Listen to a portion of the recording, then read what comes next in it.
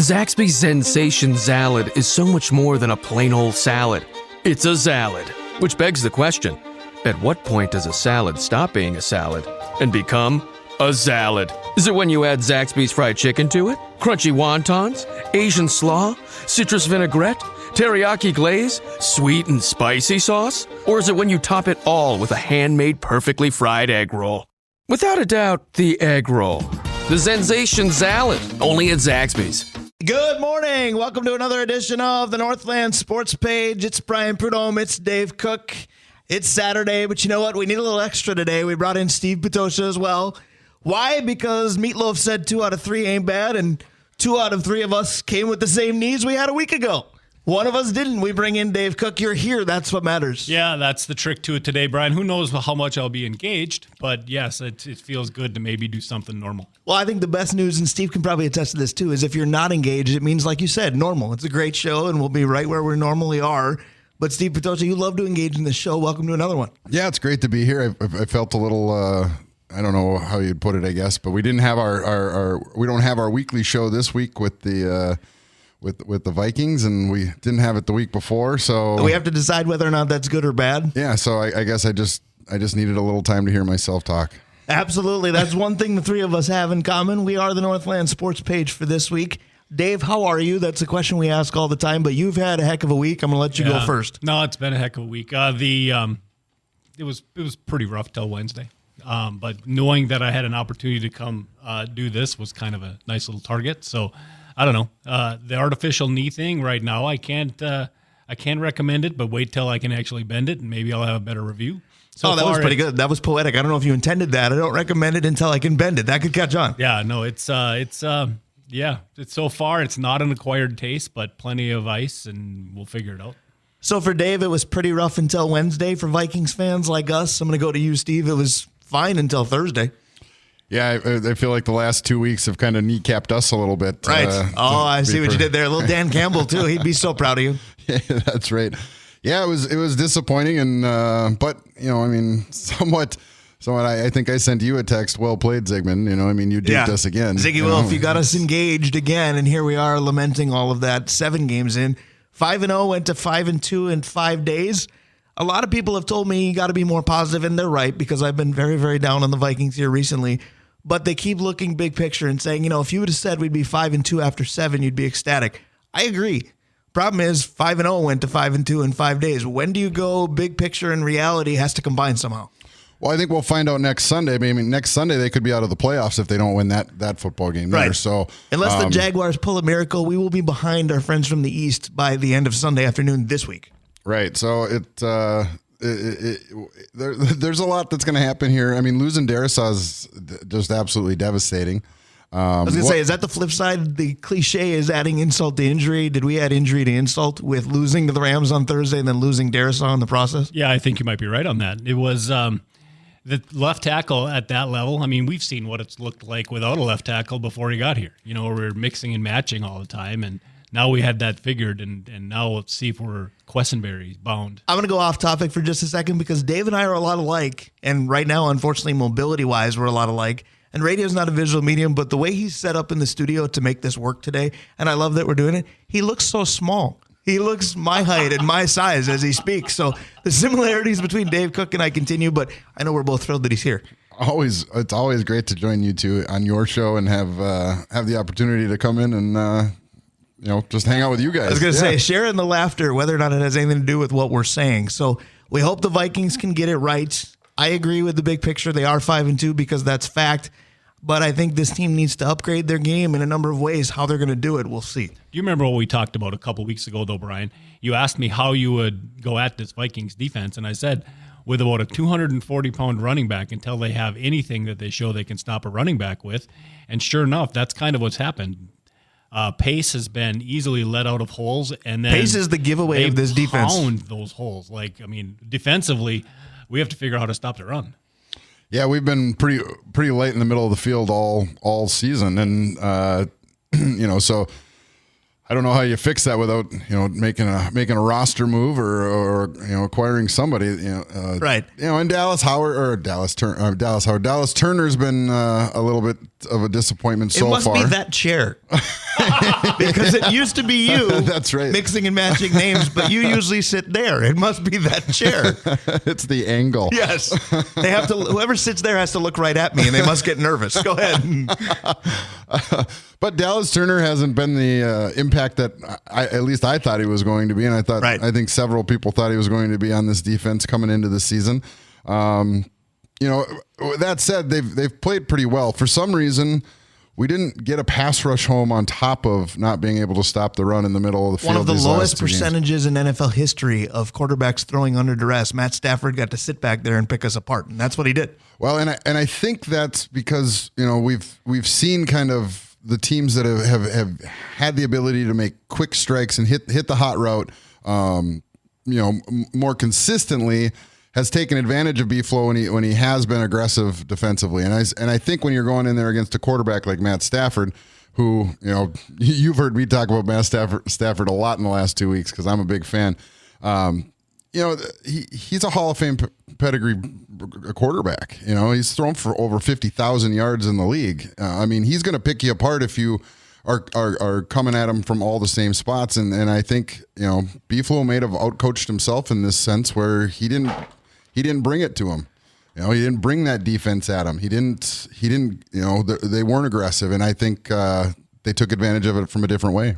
Absolutely, they did. 30-20. The Rams beat the Vikings back on Thursday. There is no time for two more this week because they played on Thursday. There's no time for two more next week because the Vikings were flexed to Sunday night.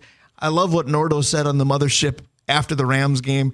He said to the NFL, you might want to have watched this game before flexing the Vikings to primetime next week. So we'll see what the Vikings can do to up their game, whether it's simply getting better with the personnel they have, whether it's trade deadlines, making a move, upgrading your roster. One place that we know that we can't upgrade as a show is our sponsors. Tough to beat the best of the best. Oh, 100%, Brian. We'll start with Arola Architecture Studio, Hoops Brewing, ABS Auto Solutions, Stewart's Bike Sports and Trophies, Comfort Systems of Duluth, Kohler Toyota and Kohler Hyundai, Mike Regan at Christensen Group Insurance, Assisted Living Locators. You can reach them at www.assistedlivinglocators.org/Duluth. Kraus Heating and Cooling, your Carrier HVAC authorized dealer. Mont Royal Bottle Shop, Ferguson Bath and Kitchen, and the Blackwoods Group, including their locations on London Road, Tavern on the Hill, and in Two Harbors and in Proctor. Tough to beat those locations, tough to beat those sponsors, tough to beat what we've done having fun on this show for almost 7 years. Dave Cook and I are going to have an on-air production meeting or at least a phone call off the air and decide which week, as this is the final show of October, that we want to celebrate our anniversary, because our anniversary as a show is technically a Monday this year. So we could do it early and do it next week on November the 2nd. The anniversary would be the 4th. Or we've already been invited to Hoops Brewing to do a show on the 9th. So we could do hoisting some beers for the anniversary. Or greedy-wise, I want to say, well, let's do both. Maybe we'll do that as well. But again, I've talked a lot about the word upgrade throughout these first 8-9 minutes of the show. And we're hoping, even though he may not feel it right now, and his face kind of says it all, as radio is not a visual medium, that Dave's new knee is considered an upgrade over the old one. Time will tell on that one. So just another piece of advice. Never put a slippery pillow on a stainless steel thing to put your foot on, because that pillow is going to slide off and that knee is going to bounce on the floor. As my favorite Facebook reels often say, write that down. Yeah. So we'll go with that. But at the same time, the premise today, we're utilizing Dave Cook's week as a way to have an opening topic, and we're assuming that eventually, and not currently, I promise you that Dave's knee replacement will definitely be an upgrade over how he felt with the old one. So what we're going to do is we're going to take a look at Minnesota pro sports, and we're going to talk about from year to year what were some of the biggest upgrades that we experienced as Minnesota pro sports fans. And I started with something that I hope would be near and dear to Dave Cook's heart, because he brings up Ron Davis more than anybody on this show, and probably more than Ron Davis was brought up during his actual baseball career. But Ron Davis was the closer for the Twins the first year that I took interest, which was 1986. And he was bad. And he was bad for most of his Twins career. And then 1987, we all know what happened. I don't know that I have a better upgrade than going from Ron Davis to Jeff Reardon to finish games. Yeah, no doubt. Because, I mean, not just, like when you say upgrade, it's not just the physical play, right? It's as a fan, mentally. Being able to inhale and exhale when the ninth inning started, yes. Literally, Twins fans were like, all right, so I got the old fan duels where you could bet immediately on whether this is going to be a win or a loss. If Ron Davis would have walked in back then and we could have done that, money would have switched. Like, it would have been, we're going to lose this one now. So when Reardon came in, just the power of, hey, I'm a competent, above average major league reliever brought them to the World Series. And we're starting with the Twins because I went to Dave's heart, but then at the same time, I went to Steve's heart this morning with a text when I told you about this topic. I said, well, Ron Davis was decades ago. We could already say that the biggest upgrade is TBD, but we know what it's going to be. It's going to be when this Pohlad sale is done.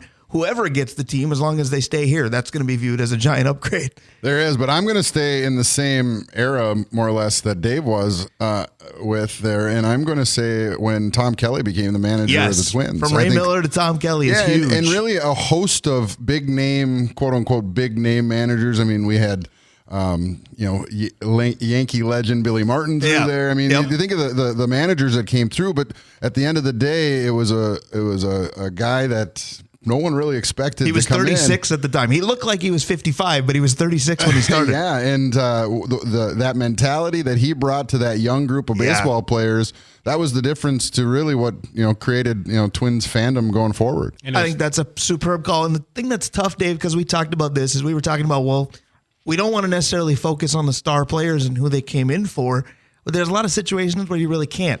Because I went from Davis to Reardon, and we said, well, could we talk about other closers? You really couldn't, because Aguilera was good. They were blessed at closer for a long time. Guardado was good. Joe Nathan at his moments. It wasn't as though they were terrible and got great in a lot of spots, but Ray Miller to Tom Kelly, that's a great one. 100%. And the thing is, and Steve, you remember, when Ray Miller was brought in, it was a coup, right? Because he was the pitching coach of the Baltimore Orioles. We had the pitching coach of the best pitching staff in the league coming to a team maybe that ever to never pitch. could pitch. We couldn't pitch a lick. Well, he couldn't manage a lick, but we didn't know that ahead of time. So TK not only took over stability from the managers, but he, because of the taste that Miller left in your mouth, he took care of that too. Right. Didn't even finish that 1986 season. Tom Kelly did, and they played well then, and the 87 speaks for itself. Sticking with the managers, I want your guys' opinion on one, because I went with it at first, and then I backpedaled. Because I, for one, didn't think that Paul Molitor was in trouble when he lost his job, but then he did, so obviously what did I know? And then I think as I watched Rocco Baldelli, I thought, this is better. Now I'm not totally sure. Is Paul Molitor to Rocco Baldelli an upgrade or not? Well, I think that's kind of that's the overlying question in baseball nowadays, period. Paul Molitor was old school baseball. Yeah. Rocco Baldelli is this new school baseball, which quite honestly, in my opinion, has failed. Yeah. It's lost too fandom. by the book. Last night was amazing watching the World Series when the first two guys get on and they bunted them over to third. Yeah, oh what my year goodness! Are we in, and that was against the team I was rooting for. You know what I mean? So I don't know. It was more fun. It was more entertaining last night watching 2 innings of old school baseball. Watching the starters go into the 7th inning. Yeah. Are you kidding me? What parallel universe is this? It's going to come up and buy or sell, so I don't want to divulge too much. But yes, Game 1 was beyond entertaining. But where Garrett Cole was coming off an injury, can you imagine Rocco letting a pitcher coming off an injury go 6? Oh, Garrett Can you imagine Cole putting him in the lineup I was at going all? to say Garrett Cole doesn't go till opening day 2025 if it's Rocco Baldelli's team, and that's part of the problem.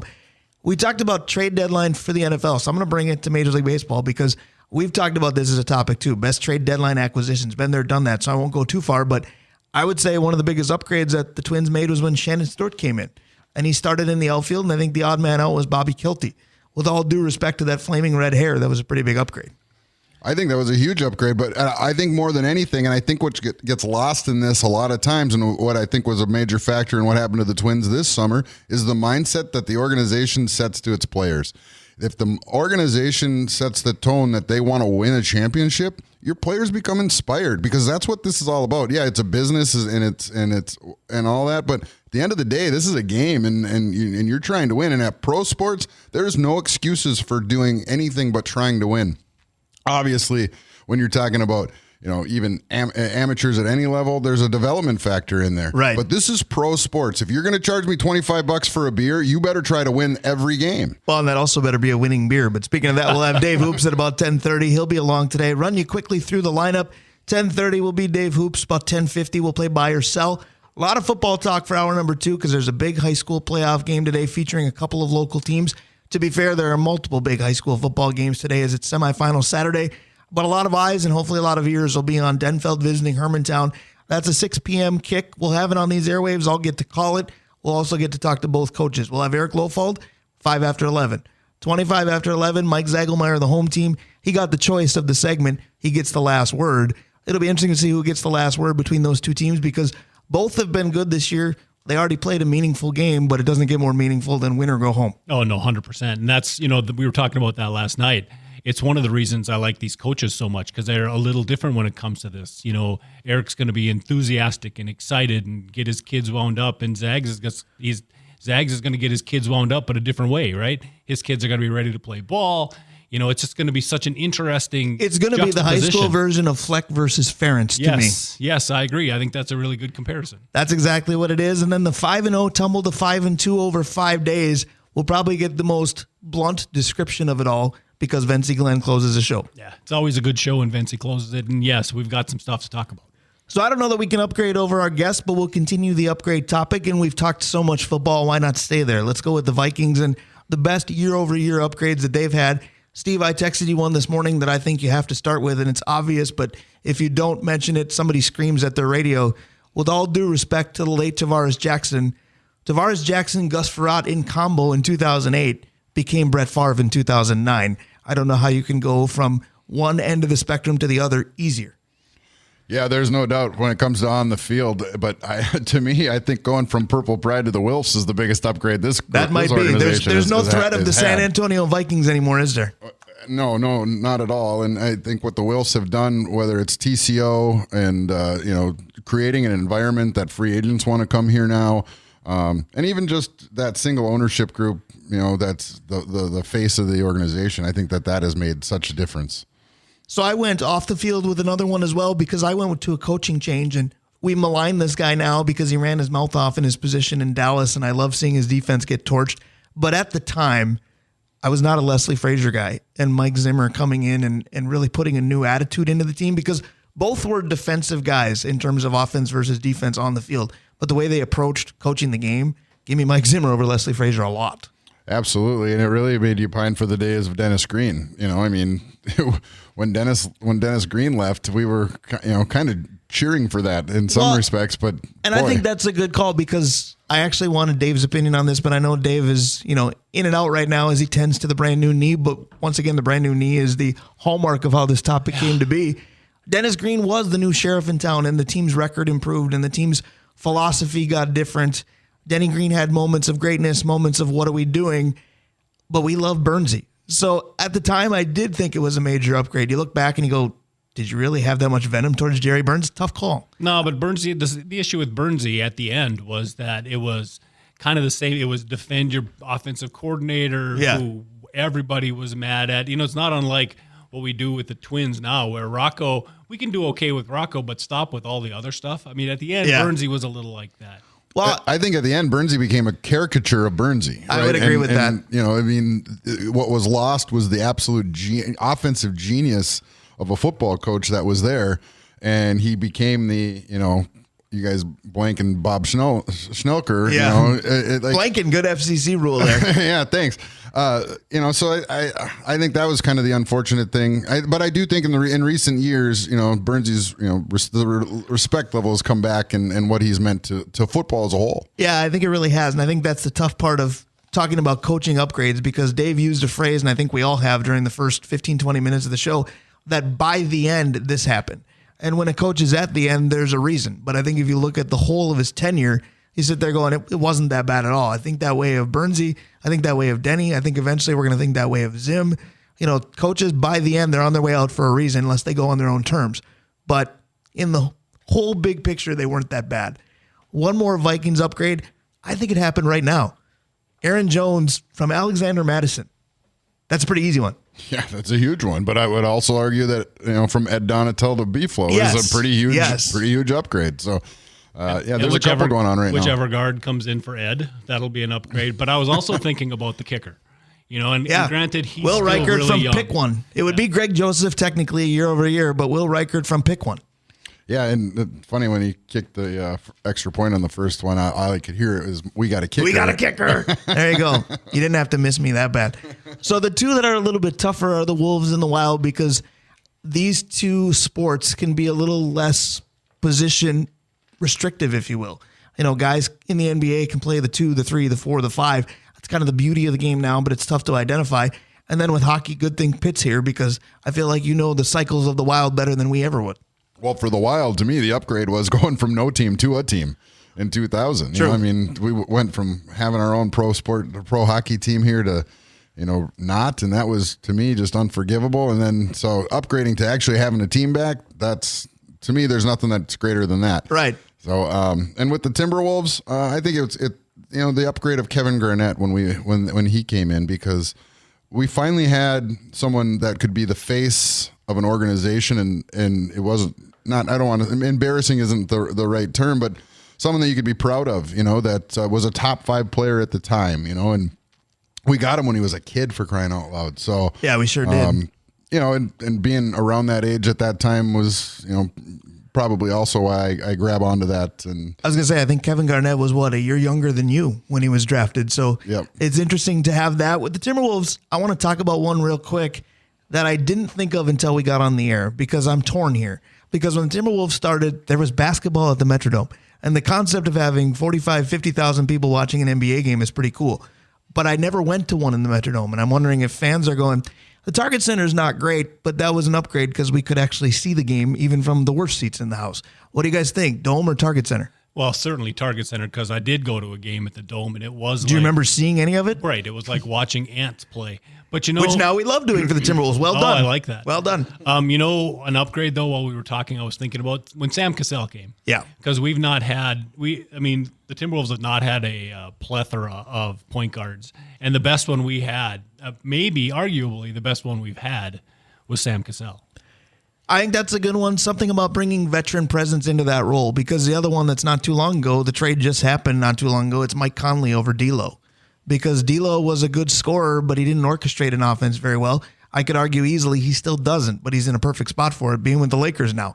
But I think having Mike Conley as a calming presence has been a good upgrade for this team. Absolutely, and let's talk about another Conley that's been an upgrade. Tim Conley. That's been a huge upgrade. From pick anybody. Right, from the Meerkat to whatever line after that. They're so insignificant you don't even remember who they are most of the time. I think he's with the Knicks now, Rojas or whatever. Yeah. But what a job Tim Conley has done, and he's done this with all the organizational BS that's going on in the background with the ownership groups and all that stuff. He has seemed to do a fantastic job of not letting those two worlds cross. I love that Gerson Rosas made the show, because normally he wouldn't. He's right up there with Paul Fenton, where don't blink and that guy was out of a role. But it seems like blasphemy to even put the Saunders family in any kind of negative chatter when it comes to the Timberwolves. Look, guys, it's right now. It's Chris Finch from Ryan Saunders. Ryan Saunders is a great guy with a good basketball mind, but he's a heck of an assistant on any staff you want. As a head coach, he looked lost. I'll be the first to tell you I didn't know much about Chris Finch at all. I do now, and I'm glad we got him. Yeah, he's been a huge presence in that basketball team, and the guys seem to love him. He holds them accountable, but he seems to still be a player's coach at the same time, and he doesn't have a lot of time for anything outside of excellence. And I love that out of our coaches. I want to go back to the Wild briefly, because I feel like we shortchanged them, but Dave and I do that for a reason. It's our way of closet admitting we don't follow them necessarily as close as the other three. But with the Wild, there are a couple that might be obvious, but I think they warrant discussion. Dave, you brought it up before the show. It was having Devin Dubnyk come here and knowing that you had a goaltender that you could lean on, because before that you didn't. You could even say, as much as the Parise and Suter contracts have put this team in a hole that they're still digging out of, at least during that era, you knew who your best player was at least supposed to be at both of those positions. The season prior, who do we actually have, was a worthy question.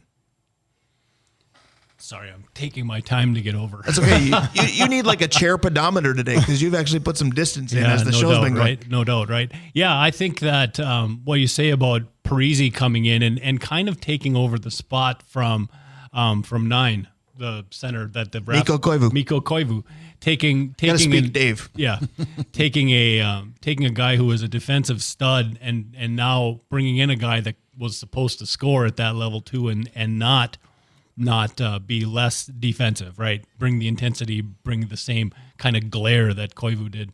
But I think you're right. It's the thing about hockey, and we talked about this with Faber before. Faber really didn't take over for another defenseman. He took over for Spurgeon, who got hurt. Right. And so you really can't say that was an upgrade. He's taken over for pieces of Jared Spurgeon. Right. You can't say that was an upgrade per se. And that's the thing with Parise. I mean, he took over for somebody who was absolutely lesser. So, well, and every other team that we've discussed, we've brought up some sort of coaching upgrade. I think with the Wild, that's harder because Dave and I did the research during the state hockey tournament last spring.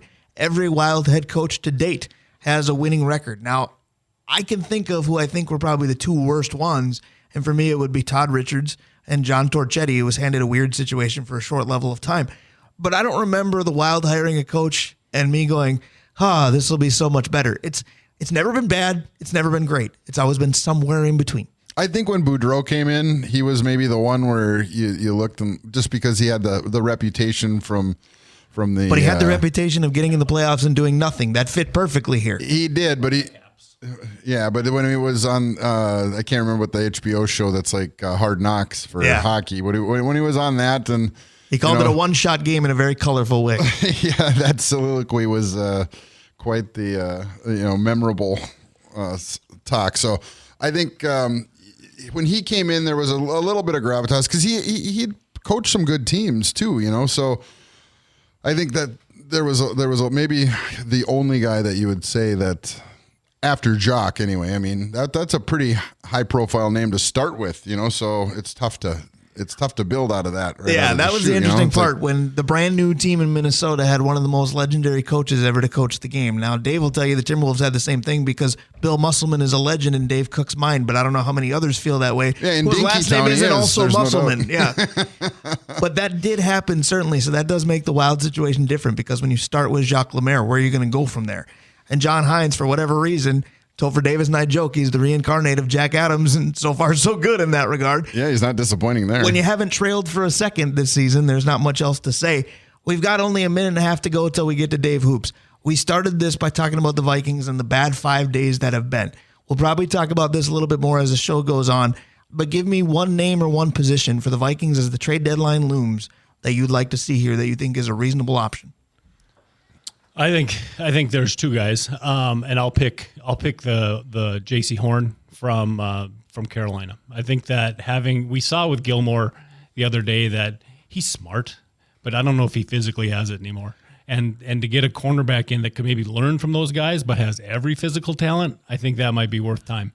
So I'm going to go after Dave. Normally I go last with these things on purpose, but I'm going to stick to the same position. I'm going to go with the Newsom kid who's out in Cleveland, where nobody wants to be in Cleveland right now, which sport du jour, that's been true for a lot of my life. But with Newsom and with corner help, I think everything gets a little bit better. I think we're starting to see, even though we've got a secondary full of NFL veterans, I think we're starting to see why so many of them were available late in the offseason. It took 7 games to get there, but here we are. Yeah, I think that those are both certainly positions of need for this team, no doubt. And I think the more we talk about it, the more we'll talk yourself into it. Yeah, more we'll address other positions of need, and I just think that defensive line is so soft. And I'll stick to Cleveland. And if we could get Myles Garrett out of Cleveland, I would have no problem with that. I was going to say, going from Matt Stafford having single-digit percentage-wise of being under duress, every quarterback would be under duress on every snap if Myles Garrett starts wearing purple. Fun to think about. I'll tell you what, if they get Myles Garrett, I will hoist a beer, and it'll be from Hoops. We'll talk to Dave next. We're the Northland Sports Page. Brian Prudhomme, Dave Cook, Steve Petosha. All three of us today deal with the trio. We are the Northland Sports Page. We'll be right back. A little Bobby McFerrin. Don't worry, be happy. Don't worry, be happy. We're here until noon. We are the Northland Sports Page. 3 of us today. Brian Prudhomme, Dave Cook, Steve Petosha. And don't worry, be happy is kind of the Dave Hoops theme to life. He never has any worries, it seems, and always makes us happy when we get to chat with him. That comes your way in just a moment. We are brought to you by Hoops Brewing, Arola Architecture Studio, ABS Auto Solutions, Stewart's Bike Sports and Trophies, Comfort Systems of Duluth, Advantage Emblem and Screen Printing, Kohler Toyota and Kohler Hyundai, our buddy Mike Regan at Christensen Group Insurance, Assisted Living Locators, www.assistedlivinglocators.org/Duluth. Great segment they did on the lift on WDIO earlier this week. Learned a lot about Assisted Living Locators. Krause Heating and Cooling, your Carrier HVAC authorized dealer. Mount Royal Bottle Shop, Ferguson Bath and Kitchen. The Blackwoods Group and all of their locations as well. Man, you do a good job on that, Dave Cook. That's a lot to do. I'm taking care of it now. New knee, new us in terms of sponsorships. I'll take this one, but I'll pass it over to Dave Hoops, one of our favorite sponsors and one of our weekly fixtures on the show. Dave Hoops, good morning, and don't worry, be happy, my friend. Well, I appreciate that. And there's a lot to be happy about. Great sports every day. You guys are doing a great job. Going to the Gophers game today, that'll be fun. Yeah, good stuff. Yeah, Gopher football is a good time, and that's one of the better teams right now, at least in terms of the way they're playing. We said in the first segment that Eric Lofald reminds us a little bit of PJ Fleck, and I might bring it up to Eric when he comes on the show in about a half an hour. But the other reason I say that is because Eric Lofald's Denfeld Hunters, they have 3 losses on the season. And I know that Eric Lofald could say this and believe it, that he's one of the best 3-loss teams at his level. PJ Fleck says the same thing about his team.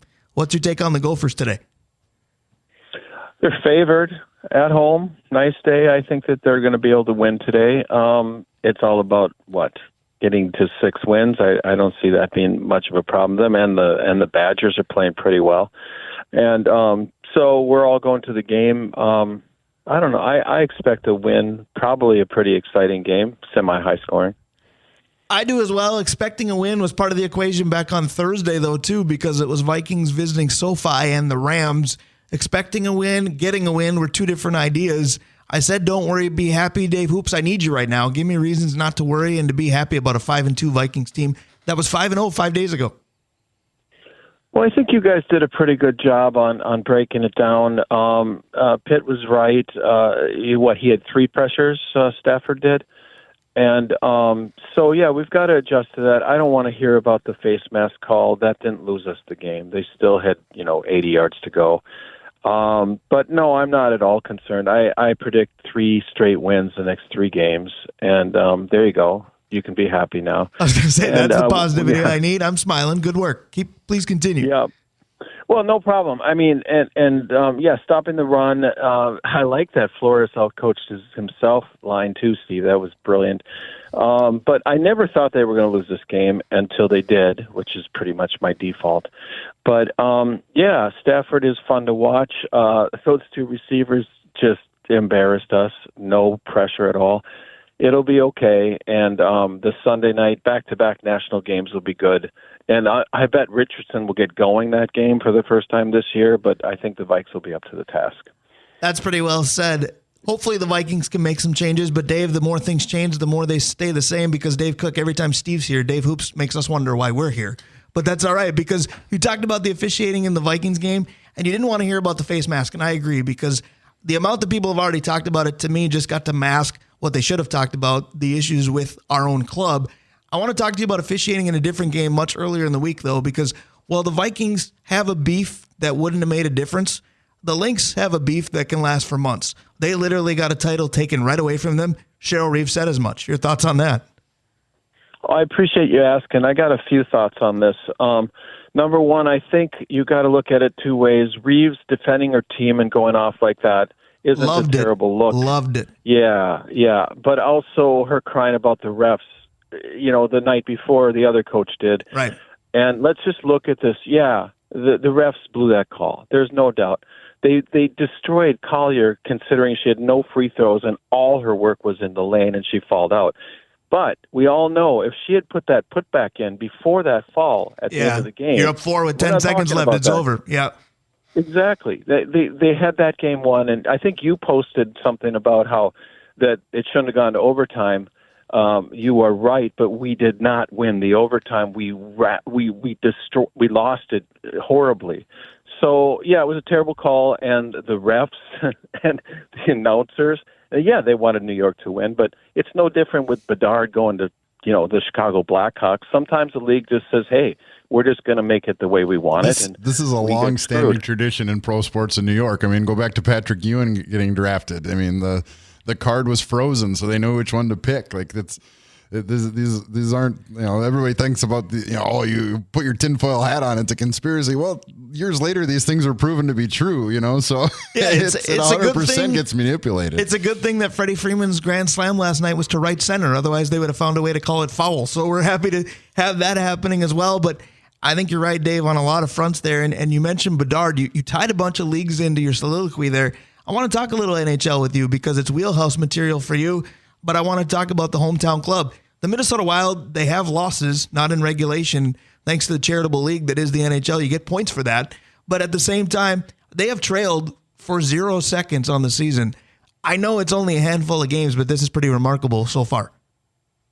It's awesome, and and it's exactly like the Vikings. It's an awesome thing to talk about until it goes away. In the meantime, they're winning. They're starting well. A lot of teams are starting slowly. I don't know. I'm enjoying it, and what Winnipeg is doing, I think, should be mentioned in the same vein, maybe more so. But yeah, Wild fans can stop complaining and enjoy the games there for a little while. How about that? I think that's a pretty good tie-in because the Wild are undefeated with an asterisk because they're only undefeated in terms of regulation losses. But Steve, I think Dave made a great point. What Winnipeg is doing is otherworldly right now.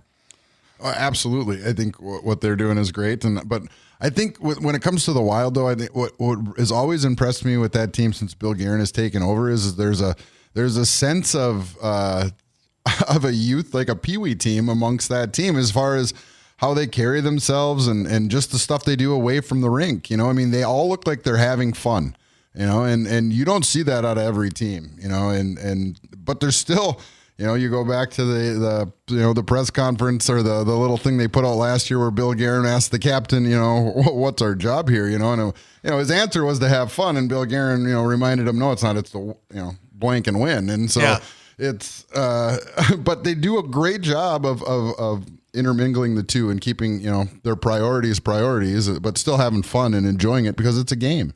And then slipping down a level to Division I college hockey, some interesting scores last night. Gopher St. Thomas, not a close game. North Dakota BU, somehow not a close game. UMD and something called Stonehill College, not a very close game either. Enlighten me. I know they're a newer program, but if I hadn't seen them downtown today, I was fighting tooth and nail. Don't call them Stonehenge. Who is Stonehill College? Can somebody else take this? I think they're a new school on the East Coast I don't know much about. Maybe Steve knows more. It's just that growth of building college hockey right now. They're trying to get as many teams as possible, and I know Dave's pretty versed in the growth of hockey. So well, I know that Dave, I can help you with. I may not know a lot about the college, but I do know that one of our intrepid downtown residents maybe accosted the team a little bit and then led them to the bus stop earlier today. I have video proof. Yeah, when we said we saw them downtown today, we didn't just see them. We have video of some of the things that they've endured while being downtown this morning, and they might be treated better once they get in Amsoil this evening. So never a dull moment for the visitors that come to Duluth. It's very interesting. But the first goal contest, still a big deal at the brewery. Yeah, well, and I think 2 wins are going to be a big deal for the fan base, and that's what I'm looking forward to. But we kind of upped our social media game a little bit by letting people know they can win this free gift card, and we had a lot of takers last night, although very few got it right. Everybody wants to pick Joey and the Plant kids, but it'll work out in the end. Just keep trying. There are a lot of contestants in that contest, and I'll tell you what, Gallatin has family members that play because you get a lot of choices for Gallatin as well, and he's played fairly well for that team, one of the elder statesmen, one of the leaders on the team. I want to talk a little bit about basically football in general because the Vikings will be off here this Sunday. The division for the Vikings, though, is so strong, and I know when you don't play, we as fans cheer against the Bears, cheer against the Lions, cheer against the Packers, but those 3 teams and these 4 teams, it's a heck of a division right now. Yeah, that's a great point. And I think if I polled you guys, all of us would probably pick the Bears as fading first. And I might be wrong on that. I don't really know. But, it's an amazing division. And, I hope that we probably get 3 teams in. And I don't know. It's still going to be all about, I know the Ravens are really fun to watch right now. And I don't even like them that much. But it's still, you got to go through KC, and I think it would be great. This is the year probably the Vikings get to the Super Bowl, and we're all going to be talking about it a lot when it happens. It'll be wonderful. Now, you almost said inadvertently the World Series, and obviously Game 1 was pretty memorable last night. So let's brush on that because you got your wish. You said, I want to see the Dodgers versus the Yankees. I don't want to elaborate too far because that is going to come up during buy or sell in just a segment, but you got what you wanted. I'm not sure how much more the country agrees with you, but this is baseball putting its biggest stars on display. It's not, my ultimate wish. Of course, I care about the Giants and the Twins, but when the season started, in my head, I was like, the Yankees have been a while. They're due. and they've got superstars everywhere. And boy, the Dodgers, what if this would happen? It's must-watch TV. It's awesome. And me and Steve have different rooting interests, and I don't really like Steve the and I do Dodgers. too. Don't worry about it. Yeah, I'm a Giants fan, but you 6 Hall of Famers on the field last night was fun. They were having fun. You could see how big a deal it is. Judge is going to be really fun when he figures out how not to strike out every time, but he's going to make a huge impact. And this is if you're a baseball fan, it's pretty hard to slag this. And then Freddie Freeman, who I always enjoyed, What a likable personality! Like on one leg. Yeah, this is so awesome. You really can't, and it was obvious. You guys were talking earlier about the way they let Garrett pitch, everything else. I watched every minute of that game, and that was my highlight. Although I did turn away to Messi a little tiny bit, but mainly I watched that game, and I really enjoyed it. It's a World Series that baseball fans can enjoy. I agree, and I thought managerially speaking, it was the right move by Aaron Boone because a lot of people were nitpicking. Well, you intentionally walked Mookie Betts. You can't intentionally walk the bases loaded in a situation like that. I thought you could because the winning run was on second base. Mookie Betts on first didn't mean much. Now, granted, you faced Freeman instead and it burned you, but I didn't necessarily leave that game sitting there going, well, Dave Roberts played chess while Aaron Boone played checkers. I thought it was the right move. Yeah, I thought the Yankees were going to win that game. I really did. The way it at the late innings, the way things went down. So it was really exciting. And I don't even know who's pitching tonight because I haven't looked forward to it. But tonight at the hotel, I'll definitely be tuning into that. Rodin's pitching for the Yankees. I know that. And then I can't remember for the Dodgers. But I do get a kick out of the people now who are continually will root for the Dodgers just because they're playing against the Yankees, but they hate the Yankees because the Yankees spend so much money on roster stuff, right? But what do the Dodgers do? And I get the same kick out of the people who will root for the Giants and the Red Sox, and the Mets, and three teams that also tip the scales when it comes to payroll, right? So that cracks me up. But somehow the Yankees get this. It must be all the championships they won. That must be why. I will explain it eventually because for about the 18th time in the first 40 plus minutes of the show, this will come up during buy or sell, and that's next segment. But I have a take on all of that because I do feel attacked, but I will defend myself in a matter of minutes. And Steve and I arguing over the Yankees is not exactly breaking news at all. But breaking news today is Dave Cook had one hell of a week, medically speaking. So his normally life-altering questions might be by committee today. Dave, I know you were trying to kind of panically study for a test like I did in high school. I think you came up with maybe one or two. I have one I think Dave will like. Dave, we've talked about beer regularly, and so we've talked about good beer, we've talked about bad beer. I want to ask you about scary beer. Now, scary beer could be scary for any reason. It could be cost versus quality. Wow, that beer was expensive for what I got. It could be flavor, or maybe it's just an ad campaign that really got scary, right? Dave, in your experience with beer, what's the most scary thing you've seen? That's a really great question, Dave. I appreciate it. If you look back in the annals on the DNT, a couple of years ago, I wrote an article where I paired beers with Halloween candy. I don't know what goes through my head, but I managed to write the thing. And it was interesting because I was coming up with flavor components against, Halloween candy components. And my point here is that the scariest thing I've seen in beer is the Halloween candy in beer. And that is around, and you can find it. You can find Skittles sours. You can find M&M, pastry stouts, things like that. I have nothing bad to say about them. You can tell by the way I brew maybe what I think, but that's a scary thing there for Halloween for you. That does sound a little bit scary. Maybe I would check out a Reese's Peanut Butter Cup brown ale or something like that, but it does sound a little bit different. Scariest beer I've ever seen, if we each get an opportunity to answer, my angle is much different. I think it was every time I saw a Busch Light between ages whatever and up, because I want to pretend to speak legally here, but every time I saw a Busch Light, I knew it wasn't going to be good. What about you, Steve? Yeah, the beer that scared me was the unlabeled ones in my grandparents' fridge when I was a kid. Those were the ones that scared the heck out of me. The ones that don't have the born on dating at my in-laws are still a thing. Oh, I've got some of your beer down in the basement. Have we seen what year it got there? That's always a little scary. I think the Schlitz was a problem too. There you growing go. up.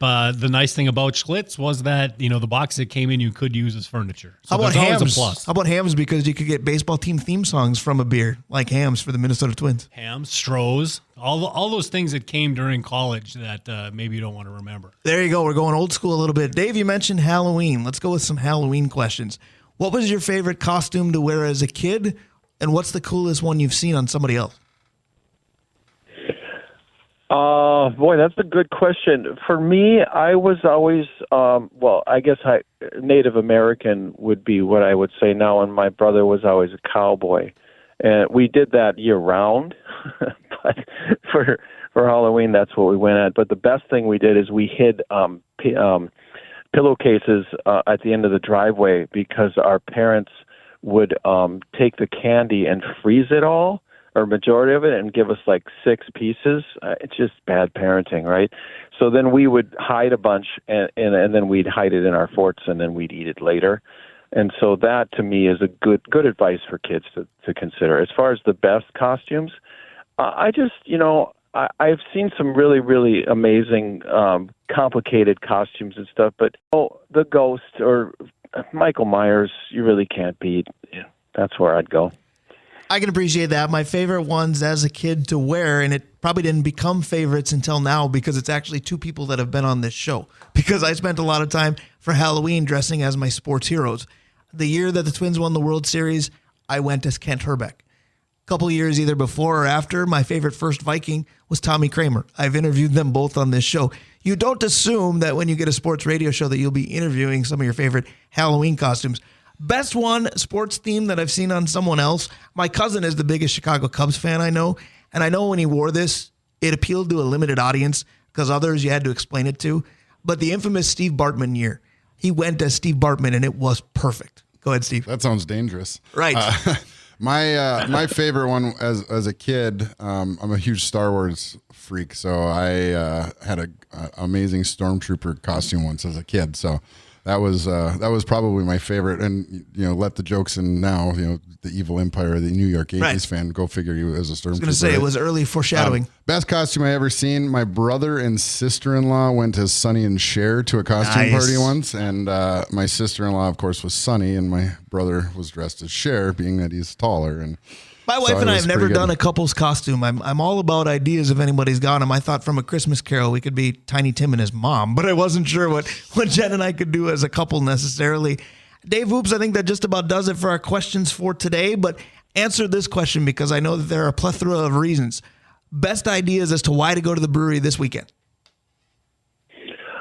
This weekend, we're still in fall colors. We have great weather. We, of course, have just a bountiful amount of sports on and some good college football games today into the evening. And we've got a bunch of new beers. We just put the order in for the Cherry, and Chris Monroe is putting together the yearly artwork she does, which I'm always pretty proud of. And I got a great compliment yesterday, and I'm going to share it just because it's so rare. A guy came up to me in the bathroom, and careful, not even FCC. touch. Those are. Yeah, well, plus the rules involved when we're in the bathroom. But so he still wanted to make a point of saying, I just have never been to a place where the beer is so clean and just so drinkable. And I was really flattered. And I don't normally toot our horns, but I'm proud of that. And so come on in. We've got, 28 different beers on tap. So, something for everyone. There you go. We'll be happy to toot your horn like a Chicago brass section. I was going to say, no doubt about that. The Vikings don't play again Sunday. Don't be surprised if I find my way to the brewery tomorrow. Dave Hoops, we always appreciate you. We will do it again in a week. Have a great time. Go Gophers, roll the boat, Sky Uma, however that goes. But hopefully the Gophers can beat the Terps today. Appreciate talking to you. Let's do it next Saturday. Oh, thanks, guys. I really enjoy it. Have a good second hour and appreciate it. Have a good day. Absolutely. Any kind of beer that Dave Hoops is selling, we're going to buy. Tell you what, we're going to play buy or sell next. Stick around. We'll be right back. Zaxby's Sensation Salad is so much more than a plain old salad. It's a salad, which begs the question, at what point does a salad stop being a salad and become a salad? Is it when you add Zaxby's fried chicken to it? Crunchy wontons? Asian slaw? Citrus vinaigrette? Teriyaki glaze? Sweet and spicy sauce? Or is it when you top it all with a handmade perfectly fried egg roll? Without a doubt, the egg roll. The Sensation Salad, only at Zaxby's. We know a good buy here on the Northland Sports page. We want you to buy anything our sponsors are selling.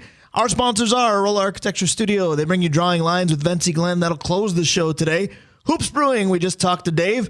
ABS Auto Solutions, Stewart's Bike Sports and Trophies, Comfort Systems of Duluth, Advantage Emblem and Screen Printing, Kohler Toyota and Kohler Hyundai, our buddy Mike Regan at Christensen Group Insurance. No, it doesn't say our buddy anywhere, but Steve, you probably noticed every time I bring him up, I make sure that our friendship with him is glorified as well. Well, Also, he is our buddy. It's not false advertising. I'm not lying. No doubt about that. Also, Assisted Living Locators, www.assistedlivinglocators.org/Duluth. Krause Heating and Cooling, your Carrier HVAC authorized dealer. Mount Royal Bottle Shop. Go online at mountroyalbottleshop.org. Enter the promo code RADIO, 10% off all Hoops products on your Saturdays thanks to us. Ferguson Bath and Kitchen, Blackwoods and all their locations as well. We've got great sponsors. That's true of this show. That's true of Time for Two More. Everything we do, we're incredibly blessed. Always, it's the people and businesses that support what we do in these two shows. It's incredible. It blows me away every week when you read them off. No doubt about it. So thank you to all of them. We're going to play buy or sell as well. Here's how the game works. And Dave, you get to decide if you want to defer today because you do have another option. I'm going to give a statement for each of the four major sports leagues: NBA, NFL, NHL, MLB. If Dave and Steve agree, they're going to say buy, and they're going to tell me why. If they disagree, they say sell and tell me why. Responsibilities are as follows: good takes in the order in which we play. Dave, I think you just gave me the universal signal for let Steve determine the order today. Let's start with the National Basketball Association. All right. Me already. So the NBA, when the Wolves acquired Rudy Gobert, we all said, well, got to give it 20 games. Is it the same for Dante and Julius Randle? Buy or sell? We need to give this 20 games before making any kind of true assessment. I'm buying that we need to give them some time. I mean, I sent you a text the other night when we were watching the Sacramento game, or when we were each watching the Sacramento game. When we found a better option from the Vikings after that. That said, you know what this Wolves team's missing is Karl Anthony Towns. But I do think that it's fair. You know, Julius Randle ended up with 30 points that night. And 13 for 17 from the floor. And they all look weird, but they went in. And I do like the that kind of mindset. There's a little bit of Pat Bev to Dante that he brings to the team. I do appreciate that. So I do think it's only fair to give them a little bit of time to acclimate to this team and this team to acclimate to them. And I do just kind of miss Karl Anthony Towns a little bit. But I'm buying it. I think you got to give these guys time. 100% agree. I think that if we don't, all of a sudden we're going to get upset at the beginning of a season where you could be 500 anyway. Right. You got to give him a chance, especially with Randall's proclivity of holding on to the ball. He needs to get used to a team he doesn't have to do that with. That Knicks team he played with, he was all their offense. He had to stop the ball, right? And so now if he gets used to that, we're going to see a different thing. But we have to give it 20 games to see. So I agree. I'm going to buy, but I just kind of sell the idea that the fan base will necessarily allow it because the West is so good. Golden State seems to have refound themselves. Now, granted, it's through a pair of games. The Timberwolves lost on Take Your Son to Work Day back on the opener with LeBron and Bronny, and that was the dumbest thing I've seen in the history of professional sports. Give me the Griffies all day over whatever that was. Notice Bronny didn't play at all last night. Julius Randle, the best tweet I saw was from my buddy Dave Zabracki. He said, in the opener, Julius Randle looked like a sitcom television father more than a pro basketball player, and he did. But the next game was otherworldly. We got to give it 20 games, but we need probably something in the middle. We can't have 12 and what are you doing and 33 and oh my goodness. Well, I think the beauty is we're going to be able to give it 82 games, and then we'll be able to make a decision. The thing is, if this would have happened the same year the Gobert deal did, I think fans would be more inclined to give it 20 games because that was a play-in tournament team that won the play-in game and then got eliminated. This is coming off the Western Conference Finals. I agree that we need to give it 20 games. I just know this fan base, and, well, we didn't need him as soon as Cat does well like he did last night. Isn't it crazy? We're talking about a Timberwolves fan base that has standards now. Suddenly has expectations, yeah. So what you're telling me and your buddy was saying is that you want a little bit more Julius Erving and a little less Tony Randall. Well, I want Julius Randle and not Carl Winslow, if some people get that reference as well. All right, 1 down, 3 to go. Let's go with hockey. All right, so the NHL, I'm just going to keep it simple. They've trailed for 0 seconds. They have no regulation losses, But you talked about the Timberwolves having expectations. I feel like the Wild don't. Buy or sell that the Wild are good. I'm gonna put it on layaway. Yeah, that's the point of the question.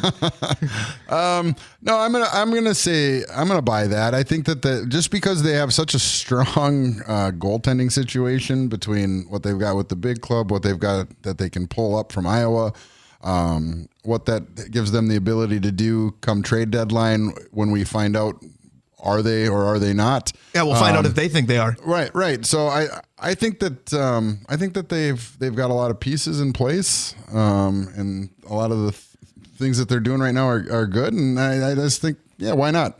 Why root against them? Right. Well, I agree with the last bit. We don't root against them, right? I think that their top end is really, really good.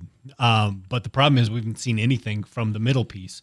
And so, I mean, we've talked about, the tough guy line hasn't done anything, right? The fourth line hasn't done anything. And in order to be a good team, you're going to at least have to get something from them as it goes along. So until we see them, I can't, christen them as really good. Right. And they're paper thin depth wise, They are. right? So And you're they haven't played buying long just enough. barely. Yes. I feel like that's kind of the encompassing thought here, because I'm going to buy just barely too, but I'm going to take the opposite take of what you just did. You mentioned that you're buying tentatively because you don't like what you've seen out of the third and fourth line. I agree, but I'm buying that they're fairly good because you've seen more than you thought you would out of the top two. And the other question was, who's your goalie? We know right now Gus Bus is driving full throttle. Yeah, and he's doing a great job. So let's keep riding him. I think the longer that Volstead can stay down with Iowa and continue to develop, I think that's just better for everybody. I would agree with that. 2 down, 2 to go. Let's go with football. All right, so the NFL, the Vikings went from 5-0 to 5-2 in 5 days. There are concerns, no doubt. Any experienced Viking fan probably has too many concerns. Buy or sell that you're more concerned with the offense than the defense?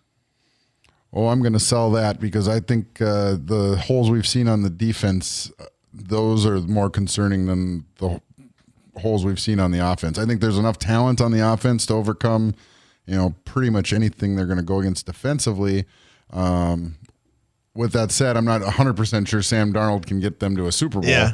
But I think that the weapons are there, and if you're not going to make a drastic move to a quarterback, you'd better have a defense that can stop, play like they did the first few weeks. And I think if you can make that defense a little bit more solid in the middle, then you got some hope. So Steve sold quickly. I grappled with this one a lot longer. What do you got, Dave? Yeah, for me, it's a grappler as well. But the question I've got is this. I just like that word. Go ahead. The question I've got is this. The first 3 drives have been wonderful by the offense. Right. But they've kind of been middling beyond that. I think that's being kind. They're worse than that. And so I agree with Steve that if our defense isn't, if our offense is going to play like this, our defense needs to be nails, and it's not. And if it doesn't, get a little bit better, we're going to be in trouble. But the offense, there's just something weird there about, once we're past the scripted plays, all of a sudden we stink, and we've seen that here before. Right. So you didn't really answer. Are you buying or selling that the offense is more concerning? Right, that's what I said. I'm not sure. I'm not sure I'm buying or selling. I'm putting it on lay-by. So Dave is still shopping with that one. Hey, I got a need that I can use as the argument for not making a decision. Fair enough. Both of those units, the offense and the defense, will bring you to your knees right now without question. I had a tough time with it too. I'm going to sell barely that I'm more concerned about the offense than the defense. And part of it is the 15 plays, they look like it's 1998. The rest of the game, they look like it's 1908, the year that one of the fantasy leagues Steve and I play in was apparently invented. So the offense goes, instead of from 0 to 60, it goes from 60 to 0 too often. But sometimes I feel like KOC's biggest problem there is himself. He talked about Beeflo out coaching himself. I think Kevin O'Connell does it too. The other thing that I hope the defense will be okay, because if it's not, and Steve and I have said this on Time for Two More, we thought even the troublesome wins early on this year were sustainable because the defense was good. 2 games now, they haven't been. The hope is who you've gone up against is the issue. The Lions offensively are that good. Matt Stafford with those receivers in time. And with McVay, as much as we may or may not like him, he's an offensive genius as well. Dave Hoop said 3 straight wins are coming. Offensively, the 3 teams they play next aren't very good, so we'll find out. Brian, the one thing Steve and I talked about earlier is probably I'm going to change my vote, and I'm going to say the defense is the problem. And it's because they've been so That's what you get for early easy voting to attack in this one area. You know, they're running Detroit's running backs, the one from the Rams. I mean, there is a spot outside the right guard that they have just been hammering us. And if we don't get that fixed, none of it matters. All right, so we close with Major League Baseball. I've been teasing this forever and not doing my exclusive opinion. Sorry, can I just add one addendum to the defense too? They haven't had Cashman the last two games, and I think that's makes a huge difference. I think if we didn't think that before, I think we've seen it now. So Dave's Gopher bias wasn't all that was in play with Blake Cashman for sure. Good point by Steve there. We close with Major League Baseball. I've been teasing this for too long. Buy or sell the Yankees versus Dodgers. We know it's great for TV. We know it's great for market size. But it's bad possibly for the rest of the country outside of those fan bases. Buy or sell that this World Series is bad overall for baseball. I will sell that it's bad for baseball because, as the old saying goes, there's no publicity that's bad publicity. Right. And there's nothing creating more eyeballs to this series than the fact that it's a coast-to-coast series with two very storied franchises that have had histories of not liking each other back to when they were both playing in New York. So I don't think there could be possibly anything wrong with this at all. I think quite the opposite when you see Kansas City versus I don't know. Poison. Yeah, Arizona. Right. Arizona and Texas was last year, by the way. To me, nobody cares then. So, I mean, at least with this, you have the hope that more people care. I think what's interesting about this series, and I'm going to sell. He got that out of the way quickly. I was like, here he goes. He's not going to commit. But go ahead. I think that's what's important about this series is that every year we complain, it's just going to be the Dodgers and the Yankees. It hasn't been the Dodgers and the Yankees for decades. This is kind of a nice little rekindling of, the 70s when it was, Dodgers, Yankees every single year. I was going to say, as long as it doesn't become an annual deal. Right. So let's enjoy this one. I agree. I'm going to sell that this is bad for baseball. And I tossed and turned over this one a little bit too until basically the walk-off home run last night. And on SportsCenter, they showed that game one of the World Series last year was a walk-off home run as well. And I went, it was?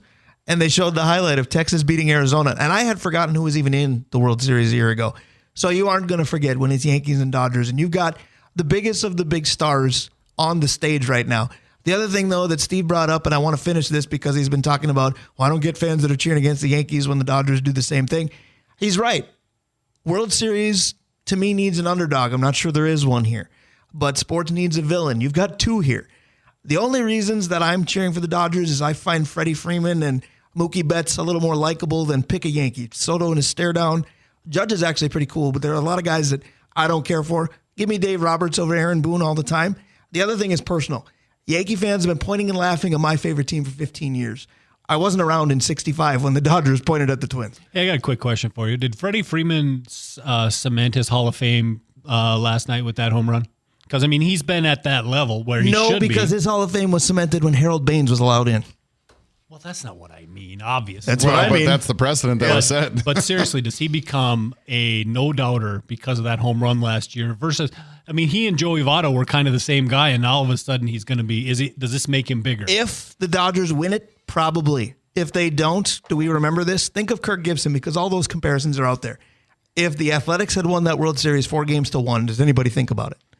No, probably not. I mean, that's absolutely. I mean, and if you talk to a lot of people, that was the World Series winning home run. Right. Which there's a lot of games left. I think this goes a minimum of 6, and I'm not sure who wins.